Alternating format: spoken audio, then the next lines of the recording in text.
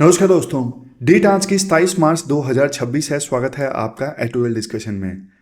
आज देखो, दो इश्यूज हम डिस्कस करेंगे काफ़ी ज़्यादा इंपॉर्टेंट। एक तो डब्ल्यूटीओ के ऊपर एग्जिस्टेंशियल क्राइसिस का खतरा है और डब्ल्यूटीओ की ना मीटिंग हो रही है MC14। इसमें चार इश्यूज इंपॉर्टेंट है जो विभिन्न देश डिस्कस करेंगे और ये मीटिंग स्टार्ट भी हो गई, कल 26 मार्च को स्टार्ट हो गई। तो कौन से वो इश्यूज हैं, इंडिया की क्या स्ट्रेटेजी होनी चाहिए, डब्ल्यूटीओ को कैसे ठीक किया जाए, सब डिस्कस करेंगे। बहुत बढ़िया आर्टिकल है। दूसरा आर्टिकल इकोनॉमी से संबंधित है। इंडिया की जो इकोनॉमी है ना, वो के शेप्ड रिकवरी नजर आ रही है, लेकिन ये बहुत ज्यादा ना इनइक्वालिटी दर्शा रही है। के शेप्ड रिकवरी में क्या होता है, अमीर और ज्यादा अमीर हो रहे हैं, गरीब और ज्यादा गरीब हो रहे हैं। तो वैसी सिचुएशन इंडिया में देखने को मिल रही है। तो कैसे निपटा जाए, तो दोनों इश्यूज काफी ज्यादा इंपॉर्टेंट है। द हिंदू में आज ज्यादा इंपॉर्टेंट आर्टिकल है नहीं, तो दूसरे न्यूज़पेपर से आर्टिकल हमने उठाए हैं। चलिए डिस्कशन स्टार्ट करते हैं। इसके बाद नेक्स्ट आर्टिकल देखो, डब्ल्यूटीओ के एग्जिस्टेंशियल क्राइसिस के बारे में है। आपने सिलेबस में जीएस पेपर 2 IR और जीएस पेपर 3 इकोनॉमी से भी इस आर्टिकल को रिलेट कर सकते हो। क्या कंटेक्स्ट है? कंटेक्स्ट देखो ये है, डब्ल्यूटीओ की ना 14वीं यानी 14th मिनिस्ट्रियल कॉन्फ्रेंस की मीटिंग होगी, यानी MC14 यानी 14th मिनिस्ट्रियल कॉन्फ्रेंस होगी। क्या है ये? देखो, डब्ल्यूटीओ बना था कब? 1995 में। डब्ल्यूटीओ की सबसे बड़ी यानी सुप्रीम डिसीजन मेकिंग बॉडी है ना, वो है मिनिस्ट्रियल कॉन्फ्रेंस यानी MC। और मिनिस्ट्रियल कॉन्फ्रेंस की जो मीटिंग है ना, वो हर 2 साल में एक बार होती है। इस बार ये मीटिंग जो है, कॉन्फ्रेंस जो है, 26 मार्च से स्टार्ट हो गई और 29 मार्च तक चलेगी। कहाँ पे? कैमरून, अफ्रीका का एक देश कैमरून है ना, वहां पे ये मिनिस्ट्रियल कॉन्फ्रेंस 14 जो है वो आयोजित हो रही है, जिसमें 166 कंट्रीज जो हैं उनके मेंबर्स, उनके रिप्रेजेंटेटिव्स मिलकर बैठेंगे और दुनिया के ट्रेड के लिए ना रूल्स बनाएंगे। और किस कंटेक्स्ट में ये मीटिंग हो रही है डब्ल्यूटीओ की? आपको पता है, आज दुनिया देखो बहुत टेंशन से गुजर रही है और मल्टीलेटरलिज्म जो है वो कमजोर पड़ रहा है। मल्टीलेटरलिज्म का मतलब क्या होता है?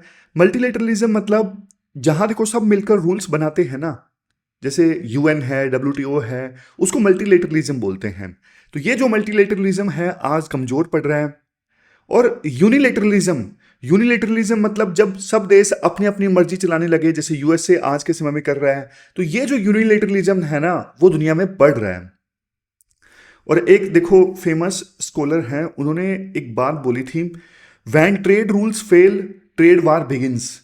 जब मतलब ट्रेड रूल्स फेल होते हैं ना, तो फिर ट्रेड वार स्टार्ट हो जाता है विभिन्न देशों के बीच में, और वो हो भी रहा है। हम देख भी रहे हैं किस प्रकार से USA अलग अलग देशों के ऊपर अपनी मनमर्जी से टैरिफ लगा देता है। तो आज के समय में क्या हो रहा है? Securitization of trade. Securitization of trade मतलब ट्रेड को ना विभिन्न देश आज ना वेपन के तौर पे यानी हथियार के तौर पे इस्तेमाल करने लगे हैं। यानी अब ट्रेड सिर्फ बिजनेस नहीं रह गया है, वो नेशनल सिक्योरिटी का एक हथियार भी बन गया है। ये कीवर्ड बहुत इंपॉर्टेंट है, सिक्योरिटाइजेशन ऑफ ट्रेड। तो इस कंटेक्स्ट में डब्ल्यूटीओ की मिनिस्ट्रियल कॉन्फ्रेंस की जो 14वीं मीटिंग है वो आयोजित हो रही है। अब आप सोचोगे देखो, डब्ल्यूटीओ खराब हुआ क्यों? इसका देखो मेन विलेन कौन है। आर्टिकल साफ साफ कहता है डब्ल्यूटीओ के खराब होने का मेन जो विलेन है ना, वो वाशिंगटन है, यानी US है। US का डब्ल्यूटीओ के ऊपर से ना भरोसा उठ गया है। इसी वजह से आज डब्ल्यूटीओ की जो कंडीशन है वो काफी ज्यादा खराब है। देखो 1995 में ना, 1995 में USA ने ही डब्ल्यूटीओ बनवाया था और 2001 में USA ने ही चाइना को भी डब्ल्यूटीओ का मेंबर बनवाया था। चाइना की एंट्री करवाई थी डब्ल्यूटीओ में 2001 में। USA को यह लगा कि चाइना जो है वो बहुत बड़ी मार्केट है, अगर चाइना डब्ल्यूटीओ का मेंबर बन गया तो चाइना की मार्केट को हम एक्सेस कर सकेंगे। लेकिन हुआ देखो इसका ठीक उल्टा। चाइना ने ना डब्ल्यूटीओ के रूल्स का फायदा उठाया और चाइना की जो, आपको पता है चाइना में वन पार्टी गवर्नमेंट रहती है, तो चाइना ने ना अपनी स्टेट लेड इंडस्ट्रियल पॉलिसीज की सहायता से ना ग्लोबल मार्केट को कैप्चर कर लिया। मतलब USA ने ये सोचा था कि हमें चाइना की मार्केट मिलेगी, चाइना इतना बड़ा पॉपुलेशन वाला देश है। हुआ उल्टा। चाइना ने अपनी सरकारी कंपनीज को बहुत ज्यादा सब्सिडी दी और इसकी सहायता से, अपनी सरकारी कंपनीज की सहायता से चाइना ने बल्कि ग्लोबल मार्केट को कैप्चर कर लिया। समझ गए? और डब्ल्यूटीओ के जो रूल्स थे ना, वो चाइना को कंट्रोल कर ही नहीं पाए। तो इसका नतीजा क्या निकला? इसका नतीजा ये निकला कि चाइना ने ना बहुत जल्दी ग्रो कर लिया। चाइना यूएसए के नजदीक आ गया इकोनॉमी के मामले में। इसलिए यूएसए ना अब डब्ल्यूटीओ के उन सभी रूल्स को खत्म करना चाहता है जिसकी सहायता से चाइना इतना बड़ा बन गया। समझ रहे हो? तो ये हुआ है यूएसए के साथ में। इसीलिए यूएसए जो है वो डब्ल्यूटीओ को अब खत्म करना चाहता है, क्योंकि उसे लगता है कि डब्ल्यूटीओ का फायदा उठा के चाइना इतना बड़ा हो गया। तो यूएसए आज कर क्या रहा है? यूएसए आज देखो धमका के टैक्स लगा रहा है। यूएसए आज डब्ल्यूटीओ के दो सबसे जो बेसिक रूल्स है ना, उन्हीं को तोड़ रहा है। कौन से डब्ल्यूटीओ के जो दो सबसे बेसिक रूल्स हैं? एक MFN rule, most favoured nation का रूल, और दूसरा बाउंड रेट्स। इन दोनों को तोड़ रहा है। ये देखो, ये और ये साइड में भी जो कीवर्ड्स की फॉर्म में मैं आपको नोट्स देता हूं, रिवाइज कर उसको आप जल्दी। ये देखो, एमएफएन रूल तोड़ रहा है, बाउंड रेट्स वाले रूल तोड़ रहा है। एमएफएन का रूल क्या है? एमएफएन का रूल देखो ये कहता है कि डब्ल्यूटीओ में ना आप किसी एक कंट्री से भेदभाव नहीं कर सकते, सबको इक्वल ट्रीट करना होगा। लेकिन देखो यूएस आज के समय में क्या कर रहा है? स्पेसिफिक कंट्रीज पे ना अपनी मर्जी से टैरिफ लगा रहा है। यानी एमएफएन रूल को यूएसए तोड़ रहा है। दूसरा, बाउंड रेट्स रूल को भी यूएसए तोड़ रहा है। बाउंड रेट मतलब हर कंट्री देखो एक मैक्सिमम लिमिट तय करती है कस्टम ड्यूटी की, हम इससे ऊपर कस्टम ड्यूटी इंक्रीज नहीं करेंगे, इसको बाउंड रेट कहते हैं। यूएस ना अब इसको भी क्रॉस करके इंपोर्ट ड्यूटी लगा रहा है। यानी बाउंड रेट जो उन्होंने डिसाइड की है ना, उससे भी ज्यादा जो कस्टम ड्यूटी है, इंपोर्ट टैरिफ है, यूएसए लगा रहा है। समझ गए? अब आप ये पूछोगे सर, अगर मान लो यूएस रूल तोड़ रहा है तो डब्ल्यूटीओ उसे सजा क्यों नहीं देता? देखो बढ़िया सवाल है आपका, लेकिन इसका जवाब यह है, डब्ल्यूटीओ का जो डिस्प्यूट सेटलमेंट सिस्टम है ना, वो ठप पड़ा है। मतलब देखो होता क्या है, डब्ल्यूटीओ की ना एक डिस्प्यूट सेटलमेंट बॉडी है। पहले मतलब कोई भी किसी भी देश को शिकायत होना, पहले मामला जाता है पैनल के पास में, यानी फर्स्ट कोर्ट के पास में। फिर इससे अपील होके मामला जाता है अपीलेट बॉडी के पास में। समझ गए? और इस अपीलेट बॉडी में ना यूएस मेंबर्स अपॉइंट ही नहीं होने दे रहा है। समझ गए? यानी जजेस की जो अपॉइंटमेंट है ना, उसे ब्लॉक कर देता है यूएस से इस अपीलेट बॉडी में। इसलिए मान लो आपने किसी देश के अगेंस्ट शिकायत की, तो पैनल में तो फैसला आ जाएगा, लेकिन उसके खिलाफ जब अपील होगी अपीलेट बॉडी में, वो अपीलेट बॉडी तो काम ही नहीं कर रही है। यानी जो डब्ल्यूटीओ का डिस्प्यूट सेटलमेंट सिस्टम है वो ठप पड़ा है। समझ गए? ये पॉइंट आप याद रखिएगा। डब्ल्यूटीओ में ना कंसेंसस की यानी सर्वसहमति की आवश्यकता होती है जजेस अपॉइंट करने के लिए, लेकिन यूएस अपनी वीटो का यूज कर लेता है और हर एक अपॉइंटमेंट को ब्लॉक कर देता है। और यूएस जब भी कोई अपील लूज करता है ना, यूएस इस अपीलेट बॉडी में केस कर देता है, जबकि ये बॉडी काम ही नहीं कर रही है। इसके बाद में हम ये डिस्कस करते हैं कि अब ये जो MC14 मीटिंग होगी ना, ये कॉन्फ्रेंस होगी, इसमें कौन कौन से इश्यूज जो हैं वो टेबल पे होंगे। सबसे पहले एक डिबेट होगी, प्लूरीलेटरल वर्सेस मल्टीलेटरल डिबेट। ये क्या डिबेट है, प्लूरीलेटरल वर्सेस मल्टीलेटरल डिबेट? देखो पिछले 30 सालों में ना डब्ल्यूटीओ सिर्फ 2 नए एग्रीमेंट बना पाया है। कौन कौन से एग्रीमेंट बना पाया है? एक तो देखो ये वाला ट्रेड फैसिलिटेशन एग्रीमेंट, और दूसरा फिशरीज सब्सिडीज एग्रीमेंट। सिर्फ पिछले 30 सालों में 2 ही एग्रीमेंट डब्ल्यूटीओ बना पाया है। क्योंकि ना दिक्कत यह है, डब्ल्यूटीओ में जो भी फैसले होते हैं ना, वो कंसेंसस के हिसाब से होते हैं, सर्वसहमति के हिसाब से होते हैं, लेकिन सारे सहमत कभी होते ही नहीं है। तो इस वजह से ना कोई नया एग्रीमेंट हो ही नहीं पा रहा है। इसलिए ना विभिन्न देश जो हैं वो फ्री ट्रेड एग्रीमेंट की तरफ ज्यादा भाग रहे हैं। इंडिया भी आप देखोगे ज्यादा से ज्यादा फ्री ट्रेड एग्रीमेंट साइन करने की कोशिश कर रहा है, क्योंकि इंडिया को भी डब्ल्यूटीओ के ऊपर से भरोसा उठ गया है। लेकिन देखो डब्ल्यूटीओ जो है वो इंडिया के हित में है। तो राइटर ये बोलते हैं अब कुछ देश ये बोल रहे हैं, जैसे टोटल मान लो 166 मेंबर हैं डब्ल्यूटीओ में, कुछ देश देखो ये बोल रहे हैं हम 166 देश जो हैं वो मिलकर काम नहीं कर सकते। तो इससे अच्छा ये है 166 में से जो लाइक माइंडेड कंट्रीज है ना, वो मिलकर ग्रुप बना लें। जैसे फॉर एग्जांपल 120 कंट्रीज किसी एग्रीमेंट पे सहमत हैं, कम से कम वो एग्रीमेंट हो जाए। इसे बोलते हैं प्लूरिलेटरल एग्रीमेंट। मतलब सारे नहीं तो कम से कम जितने ज्यादा रेडी हैं वही साइन कर लें। समझ गए? तो एक एग्रीमेंट है investment facilitation for development. Investment facilitation for development. अब इस एग्रीमेंट को ना 120 से ज्यादा देश जो हैं वो सपोर्ट कर रहे हैं।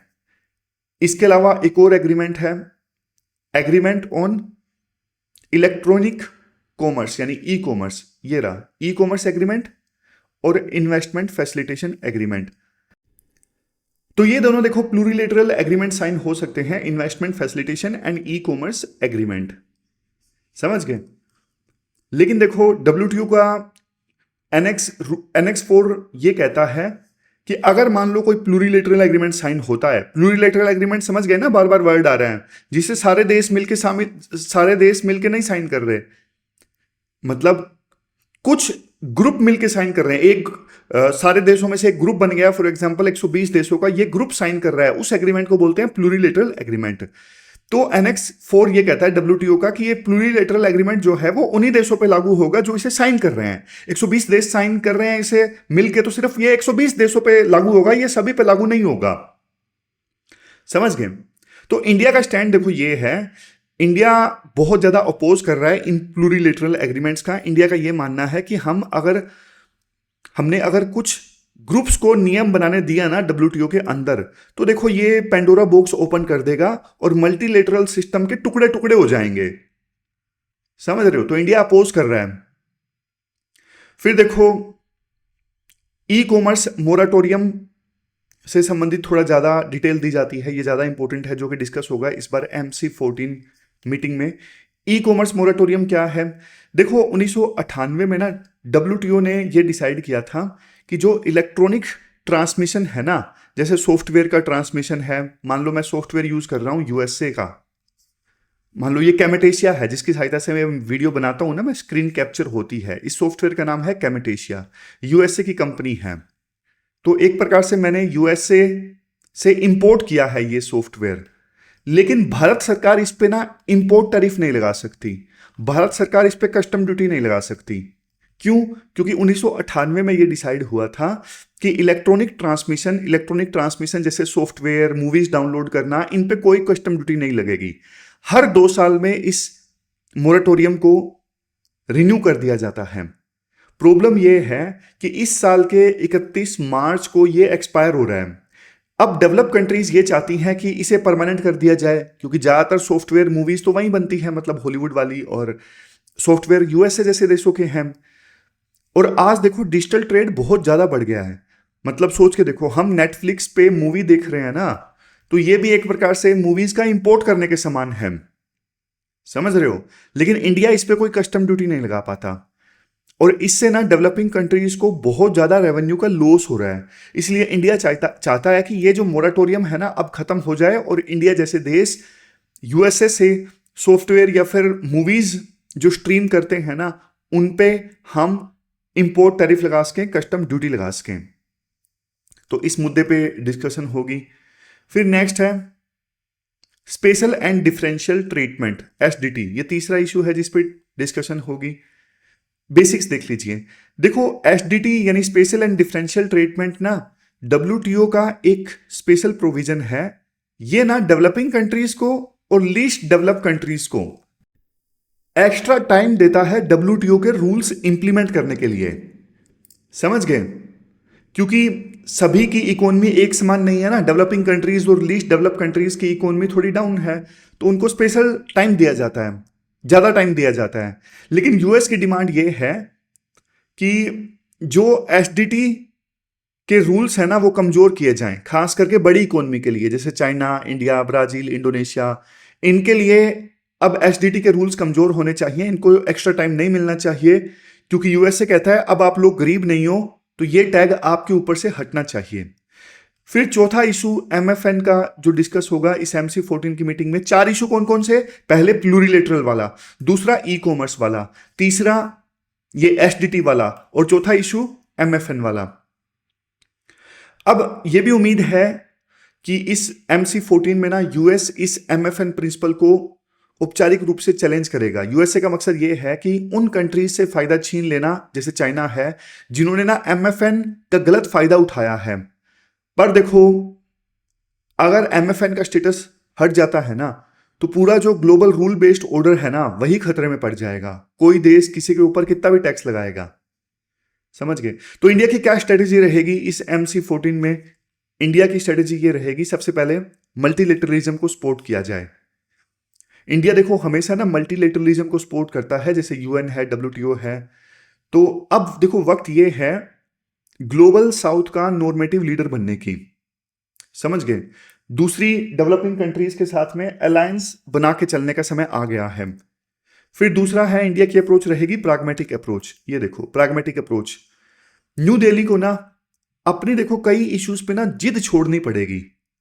सिर्फ देखो प्लूरिलेटरल एग्रीमेंट्स को अपोज करने से काम नहीं चलेगा, हमें ना कंस्ट्रक्टिव डिबेट भी करनी पड़ेगी कि WTO तो काम नहीं कर रहा है, तो नए एग्रीमेंट कैसे साइन किए जाएं। सिर्फ अपोज करने से काम नहीं चलेगा, आपको सॉल्यूशन भी देना पड़ेगा। फिर नेक्स्ट है इनोवेटिव सॉल्यूशन। इनोवेटिव सॉल्यूशन मतलब देखो WTO में अभी डेडलॉक है, एपिलेट बॉडी काम नहीं कर रही है, तो इस डेडलॉक को तोड़ने के लिए ना नई सोच चाहिए। समझ गए हो? तो नई सोच अब इंडिया को लानी पड़ेगी WTO में लीडर बन के, ताकि WTO काम कर सके। और देखो अगर ये MC14 फेल हो गया ना, तो फिर देखो ये यूएसए के यूनिलेटरलिज्म की जीत होगी, टैरिफ कॉर्जन की जीत होगी। समझ रहे हो? और रूल बेस्ड ऑर्डर दुनिया में खत्म होगा। तो ये पूरा आर्टिकल हमने डिस्कस किया। ये इंपॉर्टेंट कीवर्ड्स हैं जो आप आंसर में यूज कर सकते हो, जैसे यूएसए का टैरिफ कॉर्जन है, स्क्रूटाइजेशन ऑफ ट्रेड है, इंस्टीट्यूशनल सैबोटेज है, फ्रेगमेंटेशन ऑफ मल्टीलेटरलिज्म है, normative leader of global south है। ये सब कीवर्ड्स अच्छे हैं जो आप आंसर्स में यूज कर सकते हो। प्रीलिम में क्वेश्चन आएगा, इस प्रकार का क्वेश्चन आ सकता है, जैसे ई कॉमर्स मोरेटोरियम है। अब ई कॉमर्स मोरेटोरियम में ये आ जाएगा, it bans custom duty on all electronic transmission, developing Nations sport making it permanent. ये गलत हो जाएगा, डेवलपिंग नेशंस स्पोर्ट नहीं कर रहे हैं। समझ रहे हो? डेवलपिंग स्टेटमेंट बल्कि ये डेवलपिंग नेशन बल्कि ये बोल रहे हैं कि आप इसे खत्म करो। मेंस का क्वेश्चन ये पूछा जा सकता है, WTO faces an existential crisis driven by multilateral to unilateral shift, analyse key issues and suggest India's reform strategy. ये GS पेपर 2 में पूछा जा सकता है। 250 वर्ड्स में आपको इस क्वेश्चन का आंसर देना है। चलते हैं आगे। इसके बाद नेक्स्ट आर्टिकल देखो लाइव मिंट का है। इंडिया की के शेप्ड इकोनॉमी और इंडिया के ग्रोथ पैराडॉक्स पे फोकस किया गया है इस आर्टिकल में। आप सिलेबस में देखो GS पेपर 3 इंडियन इकोनॉमी से इस आर्टिकल को रिलेट कर सकते हो। देखो सबसे पहले ना कुछ बेसिक टर्म्स में आपको क्लियर कर देता हूं, ताकि आर्टिकल जो है आपको अच्छे से समझ में आ जाए। जैसे GDP का बेस ईयर जो हाल ही में इंडिया ने अपना जो बेस ईयर था वो रिवाइज करके 2022-23 सेट कर लिया। जैसे आपको एग्जांपल की सहायता से बताता हूँ। मान लो आपको ये पता करना है कि इस साल जो टमाटर है वो कितना महंगा हुआ, तो आप पिछले किसी साल से दाम कंपेयर करोगे, तभी तो आपको पता लगेगा ना टमाटर कितना महंगा हुआ। तो उस पिछले साल को ना बेस ईयर कहते हैं। और अभी इंडिया का जो रिवाइज्ड बेस ईयर है कितना सेट किया गया है? 2022-23। फिर के शेप्ड रिकवरी क्या होती है, या फिर के शेप्ड इमरजेंस इकोनॉमी जब करती है तो क्या होता है? देखो इकोनॉमी ना एक अल्फाबेट के की तरह दिखती है। समझ गए? एक लाइन ऊपर जा रही है मतलब अमीर लोग और अमीर हो रहे हैं, और एक लाइन नीचे जा रही है मतलब गरीब और मिडिल क्लास जो है वो स्ट्रगल कर रही है। ये अमीरों वाली लाइन है, ऊपर अमीर और अमीर हो रहे हैं, नीचे पुअर और मिडिल क्लास वाली लाइन है वो नीचे जा रहे हैं, यानी ग्रोथ सबके लिए बराबर नहीं है। तो ऐसी रिकवरी को कहते हैं के शेप्ड रिकवरी। फिर इनकम वर्सेस वेल्थ।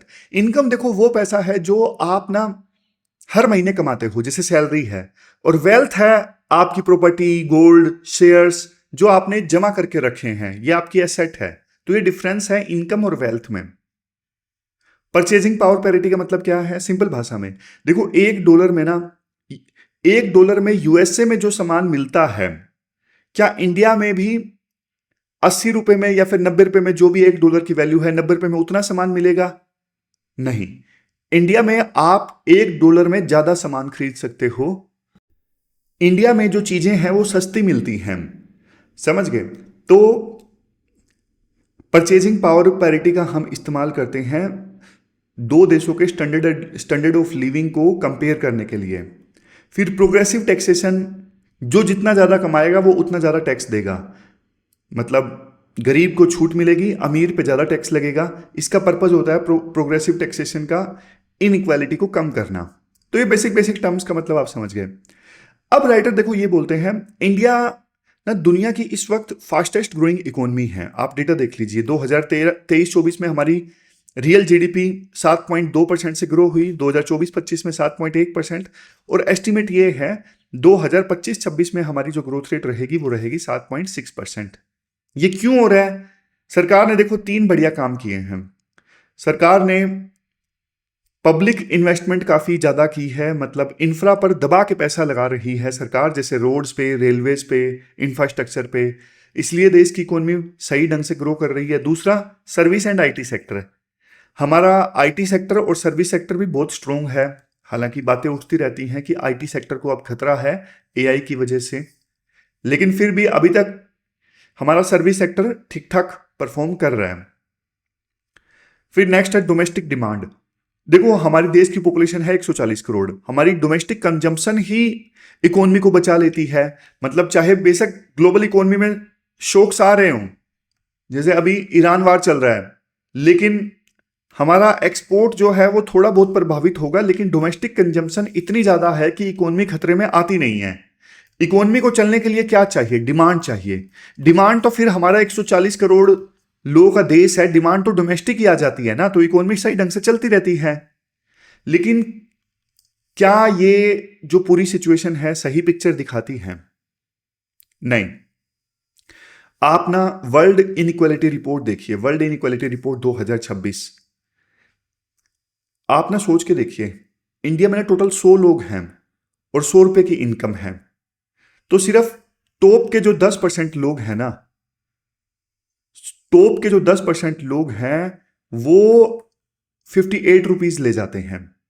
यहां पे देखो, top 10% earns 58% of total income, और बॉटम के यानी नीचे के जो 50% लोग हैं ना, उन्हें मिलते हैं सिर्फ 15 रुपए। नीचे के जो 50 लोग हैं उन्हें मिलते हैं सिर्फ 15 रुपए।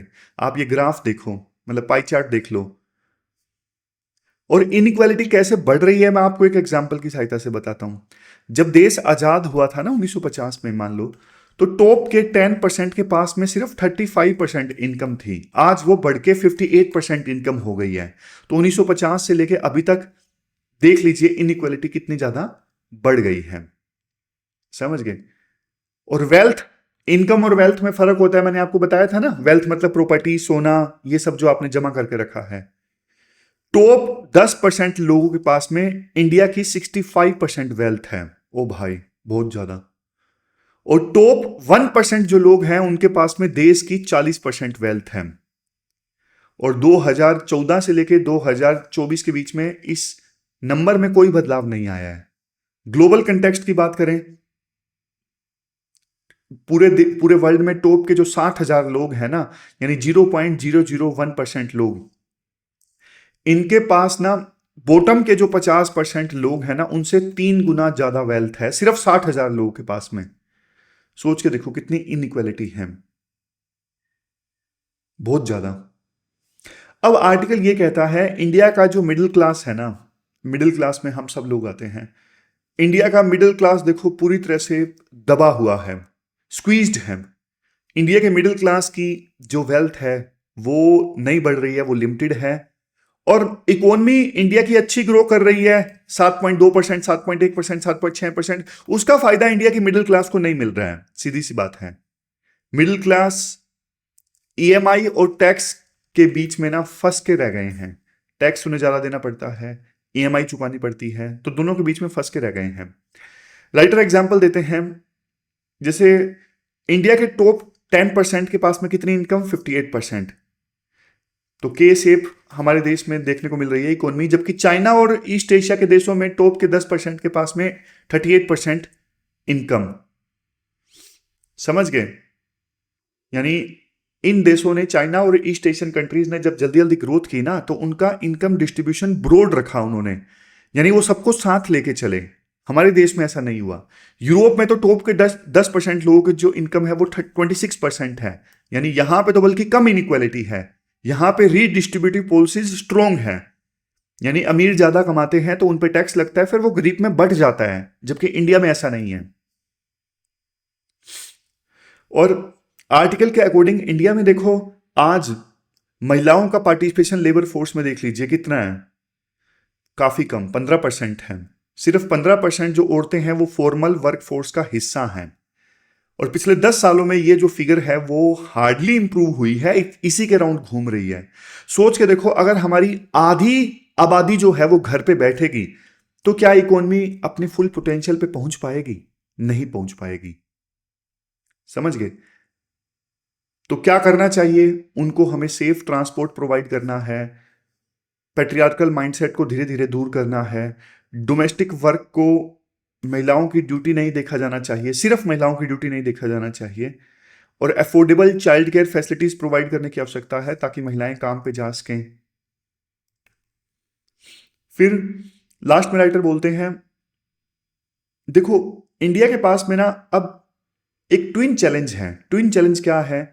एक तो देखो, हमारी जो एवरेज इनकम है काफी लो है, हमारी पर कैपिटा इनकम बहुत कम है। ये है 6200 यूरो, यूरो है ना ये, अगर गलती नहीं कर रहा हूं तो मैं, हाँ इतना ही है। और एवरेज वेल्थ कितनी? 28,000 यूरो। कहने का मतलब है पर कैपिटा इनकम हमारे देश में कम है, एवरेज इनकम काफी लो है, जबकि इनइक्वालिटी काफी हाई है। जो भी थोड़ा बहुत हमारे देश में वेल्थ है ना, वो कुछ ही हाथों में कॉन्सेंट्रेटेड है। तो ये ट्विन चैलेंज है। तो राइटर सॉल्यूशन भी देते हैं। सॉल्यूशन क्या है? Job creation. सिर्फ देखो सर्विस सेक्टर में या फिर आईटी सेक्टर में जॉब्स क्रिएट करने से काम नहीं चलेगा, हमें मैन्युफैक्चरिंग में, लॉजिस्टिक में, रिन्यूएबल एनर्जी में, इन सब एरियाज में जॉब जनरेट करनी पड़ेंगी। दूसरा है ह्यूमन कैपिटल। अगर देखो गरीब का बच्चा गवर्नमेंट स्कूल में क्वालिटी एजुकेशन पाएगा, तभी वो कल बढ़िया ज्यादा पे करने वाली जॉब जो है वो हासिल कर पाएगा, इसलिए क्वालिटी स्कूलिंग जरूरी है। नेक्स्ट है फीमेल जो पार्टिसिपेशन है लेबर फोर्स में वो इंक्रीज करो, चाइल्ड केयर फैसिलिटीज आप दो, मोबिलिटी उनकी स्मूथ होनी चाहिए, सेफ होनी चाहिए, फ्लेक्सिबल वर्क अरेंजमेंट उन्हें दो ताकि घर की इनकम डबल हो सके। और सबसे लास्ट में प्रोग्रेसिव टैक्सेशन, ये सबसे स्ट्रॉन्ग पॉइंट है। देखो मिनिमम वेल्थ टैक्स लगाओ आप अमीर लोगों के ऊपर, जो अल्ट्रा रिच लोग हैं उनके ऊपर टैक्स लगाओ, उस पैसे का इस्तेमाल करो एजुकेशन में, हेल्थ में, ताकि गरीबों को फायदा हो। तो ये पूरा आर्टिकल हमने डिस्कस किया इंडिया की के शेप्ड रिकवरी के बारे में। ये क्वेश्चन आपको अटेम्प्ट करना है। जीएस पेपर 3 में ये क्वेश्चन पूछा था 2019 में। It is argued that strategy of inclusive growth is intended to meet the objectives of inclusiveness and sustainability together. इसको आपको अटेम्प्ट करना है। नीचे वाला जो क्वेश्चन है वो भी इंक्लूसिव ग्रोथ से संबंधित है, वो भी आपको अटेम्प्ट करना है।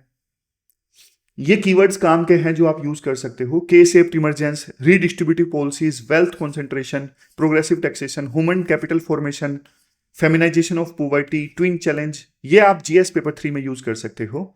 और इनइक्वालिटी से संबंधित जो ये गिनी कोफिशिएंट है, लोरेंस कर्व है, इन पे यूपीएससी क्वेश्चन पूछ चुकी है। ये हमने आर्टिकल में तो डिस्कस नहीं किए, लेकिन ये इनइक्वालिटी से संबंधित है, ये आपको पता होना चाहिए। इस पे यूपीएससी ने क्वेश्चन पूछे हैं प्रीलिम में 2015 में।